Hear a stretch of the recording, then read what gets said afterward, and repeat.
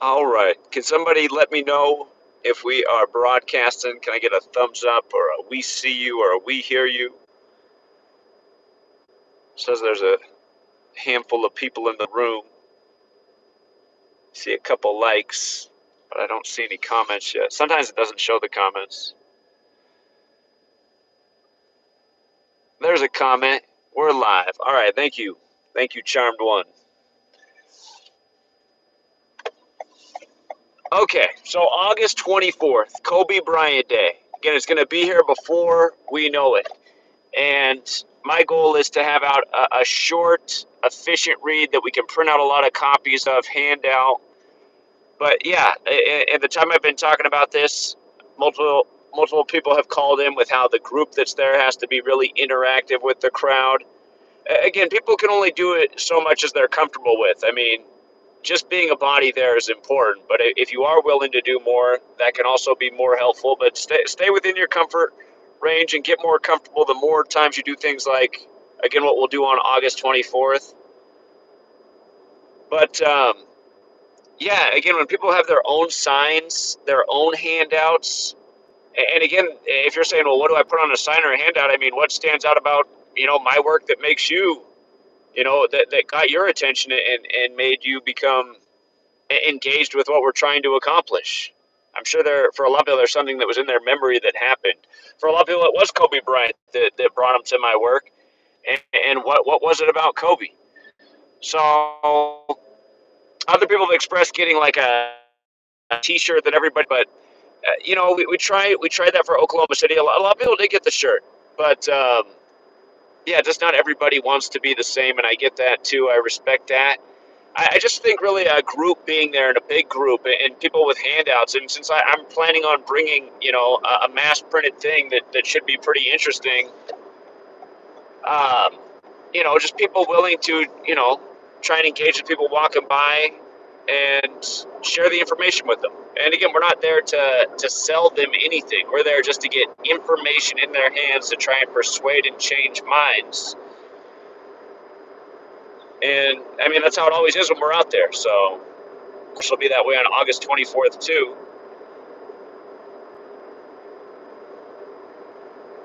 But yeah, if you're listening to TFR, we have the one caller who thought like maybe we need to be more strategic in the way that we look as a group, just standing closer together.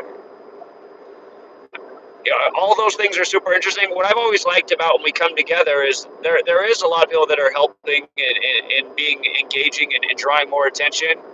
But I always kind of like to just witness just like the organic way it comes together, how people connect, the conversations that start up, the cooperation. So again, I don't ever want it to be like, okay, this is what we're doing right now. This is the instruction right now. This is how we're choreographing it this minute. Um, but what I would hope is that with each engagement and people coming out, just more and more people would be getting inspired by like what Ralph did. Ralph brought out the short movie book, had a sign, had some eye-catching things. So if everybody gets creative, David, he brought out the whiteboard with the marker so we could do real-time gematria decodes. I mean, we didn't maximize that ability, but maybe we got somebody there working the whiteboard next time too. Des came out with his handouts and his excitement to get on the mic and try and engage with the crowd. And yeah, it's a challenging thing, but I think if every time we do it, more people come out, more people bring their own ideas. And that's the thing, a lot of them bring their ideas too. They don't really want to be on camera or engage with the crowd, but they want to come and share ideas and communicate with other people. And that's great too. I mean, that's a huge part of what it is, to get out and connect with people and have a good conversation and remember like, oh yeah, I'm not the only person who feels and thinks this way.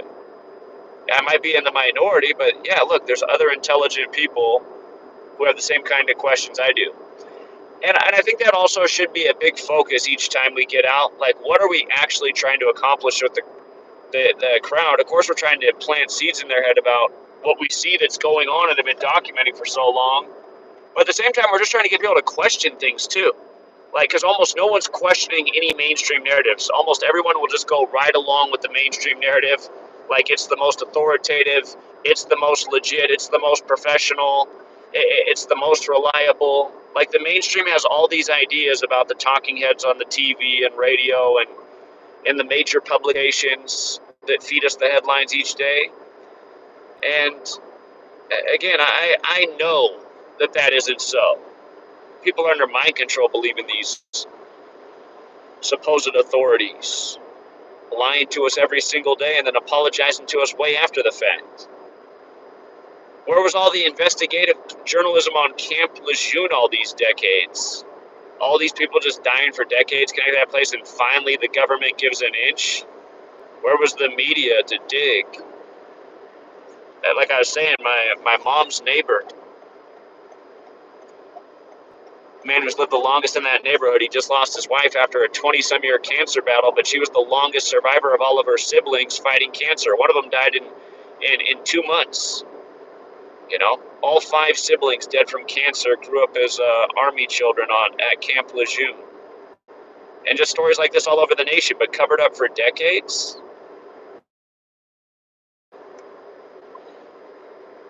Again, you guys, we don't have a media that does any real journalism. They just cover up for the government all day. They hide all the government lies, and then they shout down all the people and label all the people who go against the authorities, make them seem like they're not credible, crazy, weirdos, whatever. So yeah, we just got to like crack the nutshell that's around people's brain that the authorities are so trustworthy and honest.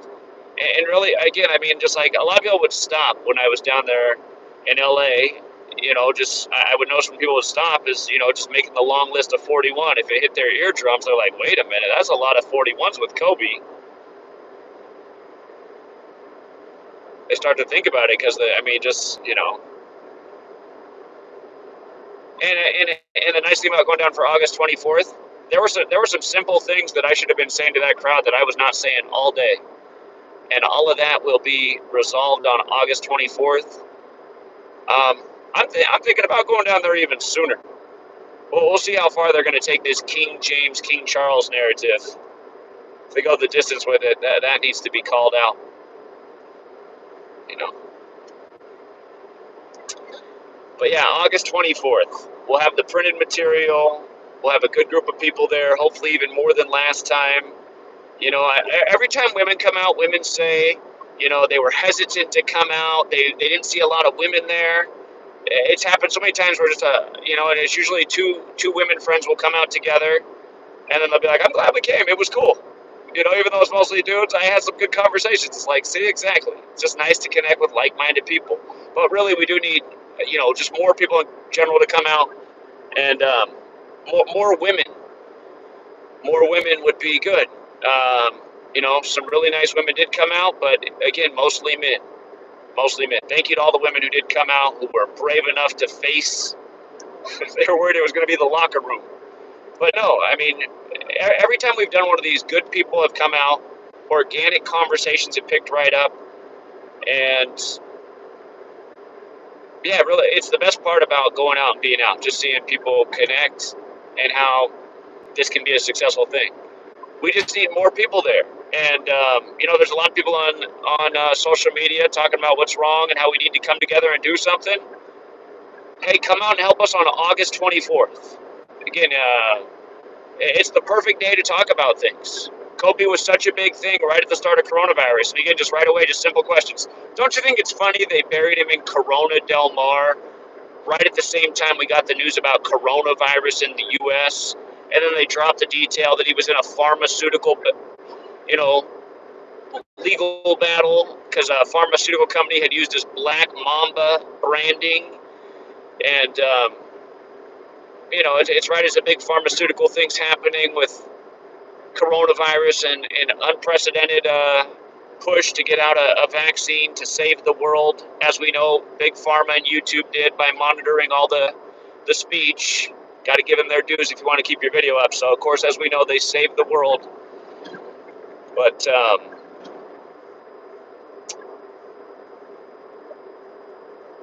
Yeah, again, I mean, because there you can go, and then just another coincidence is the day before Kobe died, LeBron passed him in points scored in Kobe's hometown Philly on a court with black snakes.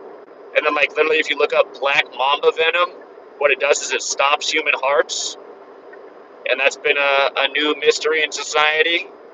A lot of people, just young and old, but seemingly healthy, just here today, gone in minutes out of nowhere, seemingly. And then everything else. I mean, the numbers stuff. The fact that his last game, they gave out a Kobe Bryant toy helicopter, and then in November of 2016, after his last game in April, the Kobe Bryant after death shoe comes out. Kobe's shoe, Kobe Bryant after death, and that was just days after the Comedy Central cartoon where Kobe Bryant dies in a helicopter. I think there's a joke about his 5 rings once he dies, if I remember right. Got to go back and look at it. But yeah, there's so many things to talk about when we go back down there that have already happened. Just everything on May 6th with the coronation and LeBron becoming 5-6 at home. Anyhow, step by step, question by question, try and get people to think more and more. Different people out there, different ways to engage. You know, just like how you and I had to say, all right, come up with your best way to sell your elevator speech to get somebody to inquire about Kobe's death or gematria or whatever. I mean, the ideas you would come up with might not be the same as another person's ideas, and in the same way, your different ideas might also connect with different people out there in the crowd because your minds are more closely aligned. Just like why in some relationships they end up doing better than others because, there's just more in common in crucial areas, if you will, I guess.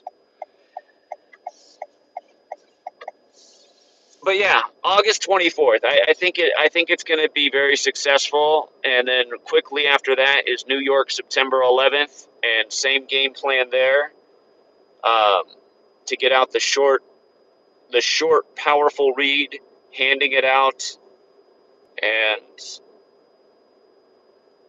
yeah, just again, the New York group was bigger, um, and it can be even bigger this coming year. But yeah, I really do think as a group we have to be super engaging. Last year when we were in Oklahoma City, I called them the two beautiful sisters. They were really mother and daughter, but when they came out, I thought they were sister and sister. I thought it was older sister, younger sister. And but yeah, they just had the nice big signs, well written, just capturing people's attention. And I mean, the other, when when again, you have a more diverse crowd when you have men and women. You know, it gauges more eyes. Those two ladies aren't out there last year in Oklahoma City and Dallas. Probably not nearly as many people are tuning into the crowd. So yeah, those are the main thoughts for now, Truth Seeker. And I'm getting back to my destination and back to the grind. But one more thing I got to say: the gentleman who gave the super generous donation yesterday from the UK. Make sure they didn't take that out of your financial statement. Make sure they didn't take that money out of your account because today on my YouTube page, what you donated yesterday is not in the record. It's nowhere there. And my estimated earnings dropped even further down, which also doesn't make sense. But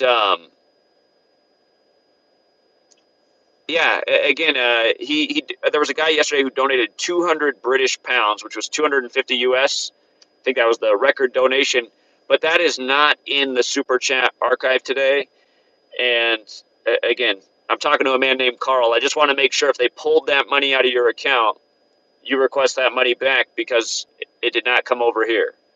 So yeah, super chat, you guys. I appreciate the generosity when you do them, but I honestly can't encourage them because I'm not sure how much money makes it each month. I mean, I've just seen too many things. I'm like, I made the same amount this month, even though I went out there and got all those donations that one day. It seems like that would mean we made that much more this month. I don't know. And it's never like that. It's always like, really? That's all you got?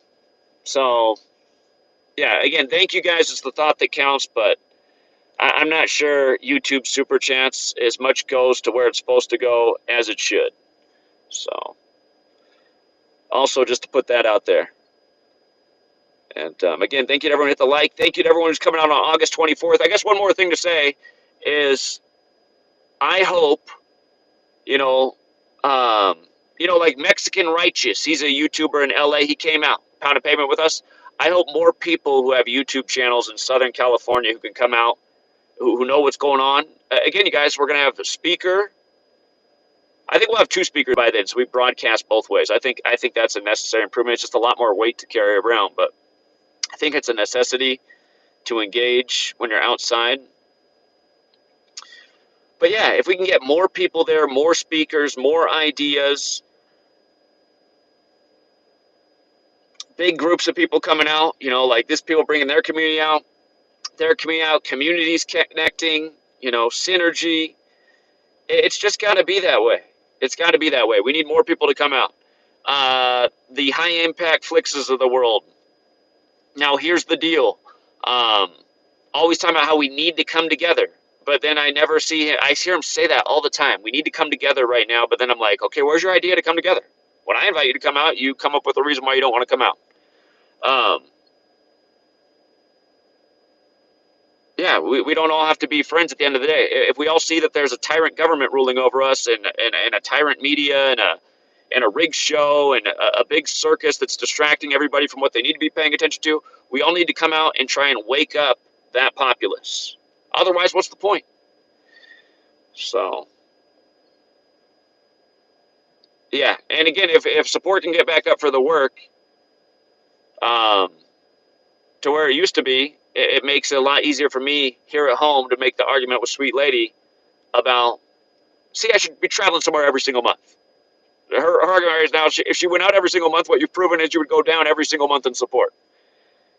And I can't win the argument because, sadly, every time I've gone out, support's gone down. So I can't make sense of it, but somehow it is that way.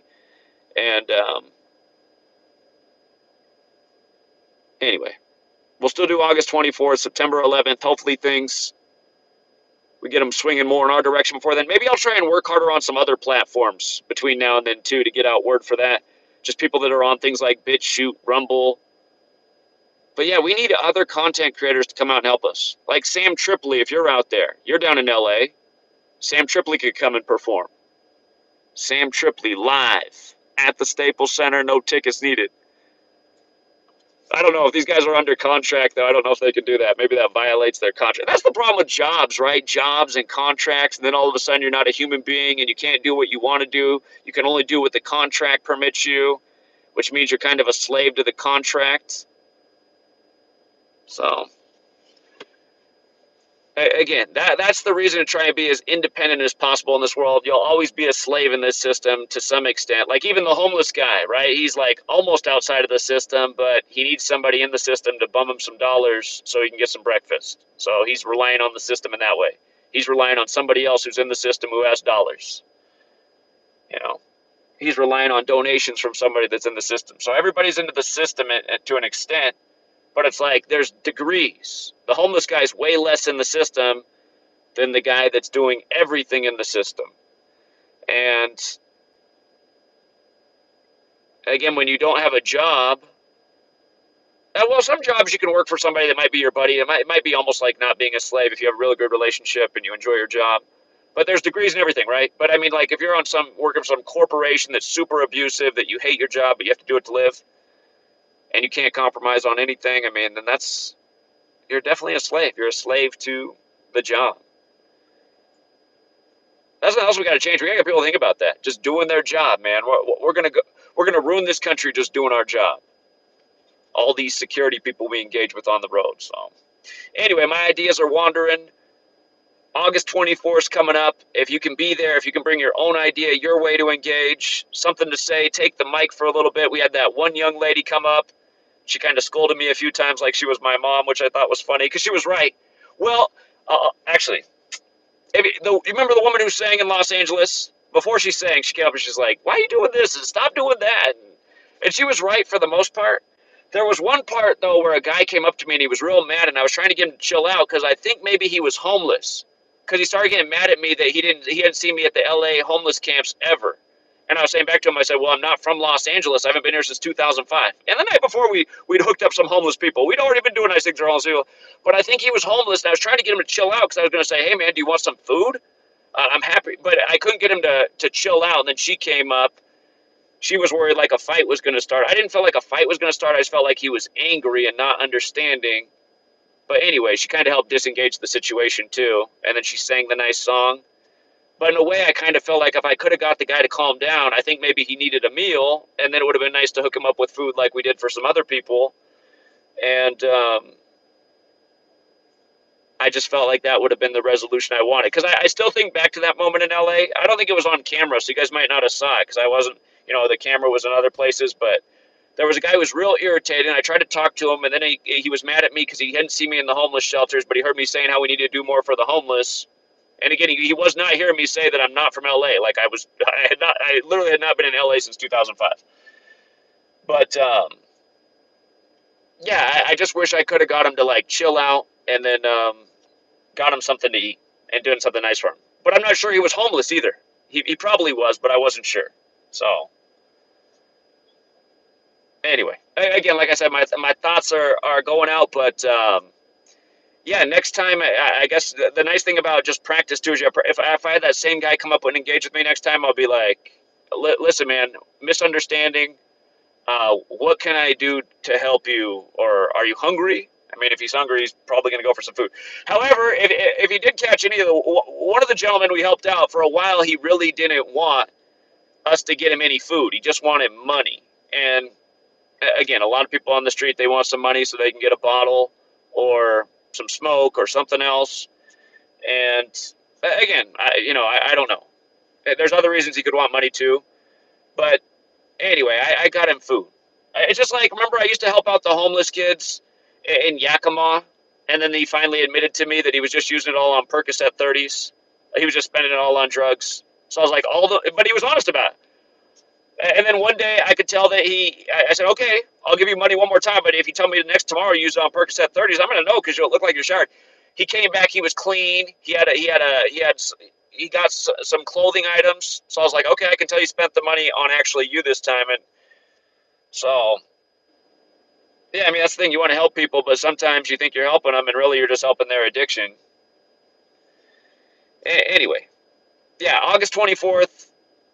It was good practice, what we just did down there in the playoffs. August 24th will be a lot better. And there might be another practice session between now and then. So stay tuned to LA people. Depending on how far they go with this Lakers thing, there can be a whole lot to talk about. And in a way, I wish I was there right now. I wish I lived in LA. I'd be out there talking about Lance Blanks and, Nick Gilbert and everything they've been doing. But I might have got burned yesterday on the street because I might have been telling about the King James 1611. They'd be coming out. They'd be like, what happened to 1611? It's like, okay, it's the first time you got me in this series. Still up on the chalkboard. But anyway, August 24th, if you can be there, help us. Yeah, right, The Matrix. He said he hates to fly on planes, but he's thinking about doing it. If you're not comfortable doing something, don't do it. Yeah, right, The Matrix, September 11th, right after that. I know you'll be out there for that one, so you don't have to stress and fly out to LA. And, yeah, again, I am preaching get out of your comfort zone, but at the same time, baby steps to get there sometimes better. Sometimes you jump out of your comfort zone. Next thing you know, you got too uncomfortable and you never want to do it again. You're scorned. So everyone goes at their own pace. I wasn't ready to say,